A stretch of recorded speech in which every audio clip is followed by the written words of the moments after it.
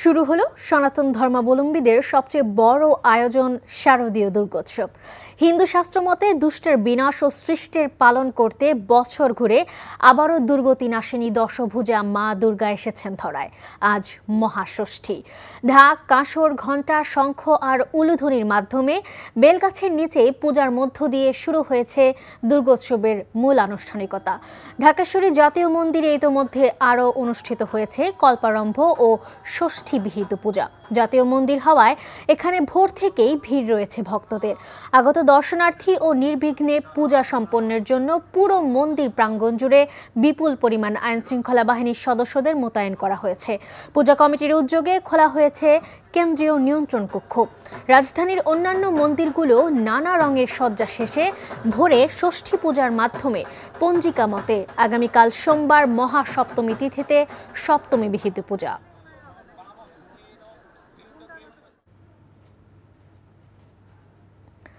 পূজার আরও খবর জানাতে ঢাকেশ্বরী মন্দিরে আছেন staff correspondent HM Mehedi Hasan. সরাসরি যুক্ত হচ্ছেন তিনি। মেহেদি, মন্দিরে ভক্তের সমাগম কেমন দেখছেন আর নিরাপত্তা পরিস্থিতি কেমন দেখতে পাচ্ছেন জানাবেন।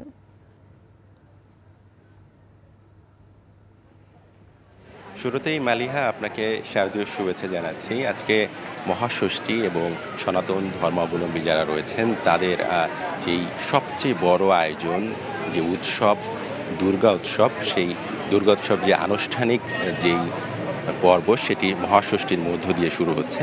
আমি এই মুহূর্তে রয়েছি ঢাকেশ্বরী মন্দিরে। এখানে যেই পূজার যে আনুষ্ঠানিকতা সেটি ইতিমধ্যেই শুরু হয়েছে এবং এখনও চলছে। এখানে ভক্ত অনুরাগী রয়েছেন, যারা ভক্ত তারা শুরু থেকে সকাল থেকে কিন্তু এখানে এসেছেন এবং আপনি জানেন যে এবার দেবী দুর্গা দুর্গত নাশিনী, তাদের সনাতন ধর্মাবলম্বীদের কাছে যিনি মাতৃরূপিণী এবং সব ধরনের সংকট, সব ধরনের যে সমস্যা তিনি দূর করেন এবং স্বর্গকে তিনি যেরকম রক্ষা করেছেন তেমনি মর্তকেও তিনি রক্ষা করে চলেন। সেই প্রত্যাশার জায়গায়, কল্যাণের জায়গা থেকে দেবীর যে আরাধনা করা হয় এবং ভক্ত যারা রয়েছেন তারা সেই প্রার্থনা করছেন যেন আগামী বছরটা আরও ভালো যায়, কল্যাণ করা হয়। দেবীর কাছে সেই প্রত্যাশাই করছেন। এবার কৈলাস থেকে দেবী এসেছেন বাহন হিসেবে, এবার এসেছেন হাতিতে চড়ে, অর্থাৎ এটি শুভর প্রতীক, কল্যাণের প্রতীক। অর্থাৎ স্বর্গ থেকে তিনি এসেছেন কল্যাণ নিয়ে, অনেক মঙ্গল নিয়ে, ভক্তর তেমনটাই বলছেন। এবং একই সাথে তবে তিনি চলে যাবার যে বাহন সেটি পালকিতে চড়ে যাবেন। এক ধরনের সংকটের জায়গাটাও থাকবে।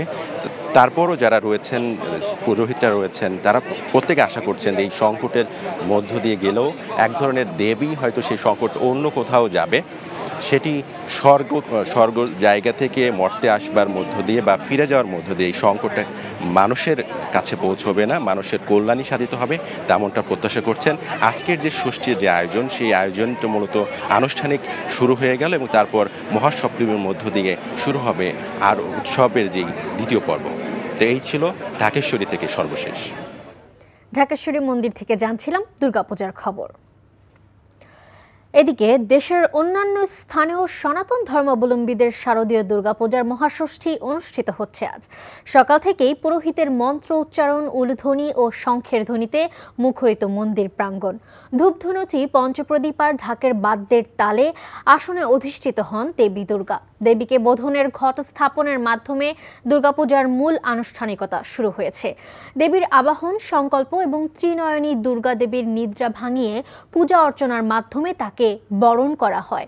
সকালেই কল্পারম্ভ বিহিত পূজা ও ষষ্ঠী পূজা অনুষ্ঠিত হয়েছে। এই বছর দেবী দুর্গা এসেছেন গজে চড়ে, যা শান্তি, সমৃদ্ধি ও শস্য শ্যামলার প্রতীক। পূজা শেষে দেবী বিদায় নেবেন দোলায় চড়ে, যা মহামারী বা মোড়কের ইঙ্গিত বহন করে। আগামীকাল মহাসপ্তমীর দিন থেকে শুরু হবে দুর্গোৎসবের মূল আনুষ্ঠানিকতা। মহাষষ্ঠীর খবর জানাতে ফরিদপুর থেকে সরাসরি যুক্ত হচ্ছেন স্থানীয় প্রতিনিধি সঞ্জীব দাস। সঞ্জীব, শুভ শারদীয়া। দুর্গাপূজার মূল আনুষ্ঠানিকতার শুরুতে কি কি কর্মসূচি ছিল জানাবেন। মালিহা, আজকে শুভ ষষ্ঠীর মধ্য দিয়ে কিন্তু পূজার যে মূল আনুষ্ঠানিকতা সেটা কিন্তু আজকে শুরু হয়েছে। আমরা সকালবেলায় বিভিন্ন মন্দিরগুলোতে ঘুরে দেখেছি, সেই সব মন্দিরগুলোতে দেখেছি পুরোহিতের মন্ত্রোচ্চারণ, উলুধ্বনি, ঢাকের ধ্বনি, শঙ্খের ধ্বনি বাজিত হচ্ছে প্রতিটি মন্দিরগুলোতে। আপনি জানেন যে আজকে ষষ্ঠী পূজাতে রয়েছে কল্পরম্ভ পূজা, বিহিত পূজা এবং ষষ্ঠী পূজা। এবং গতকাল বিকেলে কিন্তু দেবী যে দক্ষিণায়নে ঘুমিয়েছিলেন তাকে জাগানোর জন্য কিন্তু অকাল বোধন পূজাও অনুষ্ঠিত হয়েছে ফরিদপুরের বিভিন্ন মণ্ডপগুলোতে। আমরা আজকে প্রত্যেকটি মন্দিরে দেখেছি নবসাজে সেজেছে। সেই সব মন্দিরগুলোতে আমরা দেখেছি যে লাইটিং এর ব্যবস্থা থেকে শুরু করে বিভিন্ন ধরনের প্রতিমাকে সাজানো হয়েছে বিভিন্ন রূপে। এক একটি মন্দির যেন আরেকটি মন্দির থেকে একটু ব্যতিক্রম। এবার ফরিদপুরে 757টি মন্দিরে দুর্গাপূজা অনুষ্ঠিত হচ্ছে। মন্দিরগুলোতে মন্দিরের পক্ষ থেকেও কিন্তু ব্যাপক ব্যবস্থা রাখা হয়েছে, সিসি ক্যামেরা, এবং একই সাথে কিন্তু রাখা হয়েছে আপনার নিজস্ব যে টিম করে রাখা হয়েছে তার নিরাপত্তা বিধান করার জন্য। আরেকটি কথা আপনাকে বলে রাখি, সেটি হলো মা এবার দুর্গা মা তিনি আসছেন কিন্তু এবার গজে মানে হাতিতে চড়ে, যাতে ইঙ্গিত বহন করে সুজলা শস্য শ্যামলা এবং ধরণী। এবং অন্যদিকে তিনি যাচ্ছেন দোলায় চড়ে, পালকিতে। এর অর্থ মহামারী সহ বিভিন্ন খারাপ জিনিসকেই আসলে নির্দেশ করে। ফরিদপুরে আইন শৃঙ্খলা বাহিনীর যিনি প্রধান, ফরিদপুরের পুলিশ সুপার মোহাম্মদ আব্দুল জলিল জানিয়েছেন পুজোকে নির্বিঘ্নে করতে ব্যাপক প্রস্তুতি রাখা হয়েছে। তো মালিহা, এই ছিল ফরিদপুর থেকে দুর্গাপূজা নিয়ে আমার কাছে সর্বশেষ সংবাদ। জি মালিহা। এতক্ষণ জানছিলাম দুর্গাপূজার খবর। বান্ডেল থাকলে প্রতি সেনমানিতে টাকা বাঁচবে। বিকাশ সেনমানি বান্ডেল কিনে জিতুন প্রতি লেনদেনে। ওটা তো ওরা আসলেই জানতে পারবো, তাই না? শোনো, টাকা তো চাইছে, 10,000 টাকার শর্ট আছে, বুঝছো? ধন্যবাদ। কত টাকা শর্ট পড়ছে সেটা বল।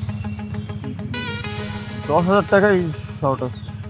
আচ্ছা, সেটা মাথা ছুঁয়ে বলো। মাথা কি হলো? চুপ করে আসছো কেন? হন্ডামি, টাউটামি,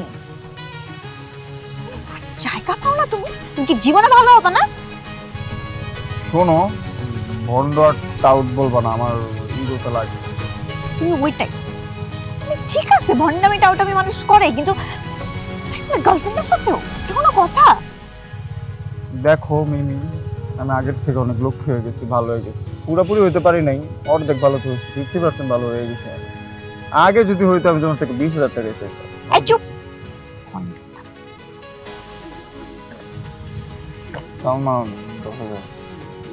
ঠিকভাবে বলো, কত টাকা শর্ট পড়ছে? 5,000 টাকা লাগবে।